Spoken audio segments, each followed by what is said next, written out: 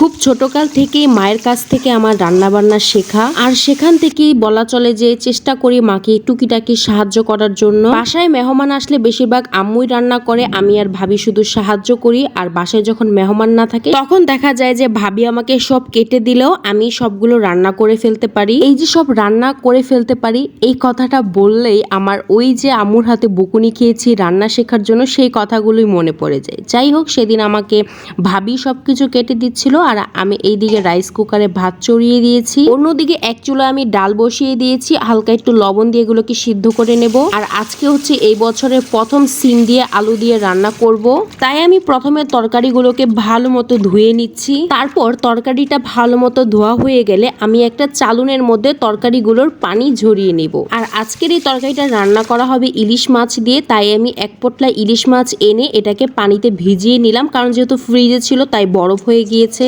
তারপর আমি এখানে পরিমাণ মতো পেঁয়াজ দিয়ে এটাকে ভালো মতো ভেজে নিচ্ছি। এরপর আমি পরিমাণ মতো লবণ, হলুদ, মরিচ, একটু ধনিয়ার গুঁড়া দিয়ে দিব। তারপর মশলাটাকে ভালো মতো কষিয়ে এখন আমার ধুয়ে রাখা সিম আলুগুলো আমি এখানে দিয়ে দিব। এখন আমি ভালো মতো নাড়ানাড়ি করব। এরপর আমি হচ্ছে একটা ঢাকনা দিয়ে এটা ঢেকে দেব। এখন মোটামুটি মাছগুলো ভিজে গিয়েছে, এখন এর মাছগুলোকে ভালো মতো ধুয়ে নিব। এরপর এর মধ্যে লবণ, হলুদ, মরিচ দিয়ে আমি এটাকে মিক্স করে নেব। আর আমি যে অপর পাশে ডাল সিদ্ধ করতে দিয়েছি সেই ডালটাও কিন্তু সিদ্ধ হয়ে গিয়েছে। এখন আমি হচ্ছে পরিমাণ মতো হলুদ দিয়ে দিব। আর আমি হচ্ছে আগে হলুদ দেই না, কারণ আগে হলুদ দিলে হচ্ছে ডালের কালারটা নষ্ট হয়ে যায়। এখন ডালটা আরেকটু হতে থাক। এরপর আমি তরকারির মধ্যে পরিমাণ মতো টমেটো দিয়ে দিব। এখানে আমি একটা টমেটো দিয়েছি। তারপর আমি আরেকটু ভালো মতো নাড়িয়ে নিচ্ছি। অপর পাশে ডাল ঘুটনি দিয়ে আমি ডালটাকে ভালো মতো হচ্ছে সিদ্ধ করে নিচ্ছি। আর হচ্ছে তারপর আমি পরিমাণ মতো পানি দিয়ে দিব। দেখছেন ডালের কালারটা কত বেশি সুন্দর হয়েছে। যাই হোক, কাজ করতে করতে একটা মনের কথা বলি। অনেকেই হচ্ছে আমাকে বলে যে তুমি এত ছোট বয়সে কিভাবে এত ঘরের কাজ করতে পারো বা রান্না বান্না করতে পারো। আসলে তাদের কথা শুনলে আমার মনে হয় যে আমি আসলে এত সহজে যে কাজ শিখে গিয়েছি ব্যাপারটা এমন না। ছোটকাল থেকে আম্মু আমাকে সাথে করে নিয়ে রান্না করে যেত, আম্মু রান্না করতো, আমাকে পাশে দাঁড়া করিয়ে রাখতো, সব কিছু শেখাতো।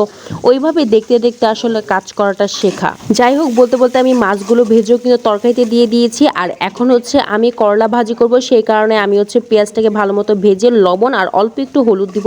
আজকে কোনো কাঁচামরিচ দিব না, কারণ আমার নানু হচ্ছে বেশিরভাগ ঝাল খেতে পারে না, সে হচ্ছে করলা ভাজিটা অনেক বেশি পছন্দ করে। আর তারপর হচ্ছে আমি করলা ভাজিগুলো দিয়ে নিলাম। আর করলা ভাজি করা অনেক সহজ, এটা তোমরা সবাই পারো, এটা আর কিছু বলার নাই। যাই হোক, এর মধ্যে আমি মাছগুলোকে তরকারির মধ্যে দিয়ে দিলাম, ডাল বাগার দিয়ে দিলাম, সবকিছু কাজ করা শেষ। আর এরপর আমার করলা ভাজির এটা হচ্ছে ফাইনাল লুক। তারপর আমার সিম আলু ইলিশ মাছ দিয়ে যেটা রান্না করেছি এটার ফাইনাল লুক। তারপরেই তো রাইস কুকারে ভাতের ফাইনাল লুক। তারপর সর্বশেষ হচ্ছে আমার ডালের ফাইনাল লুক। সবাই আমাদের জন্য দোয়া করবেন, সবাই ভালো থাকবেন। আল্লাহ হাফেজ।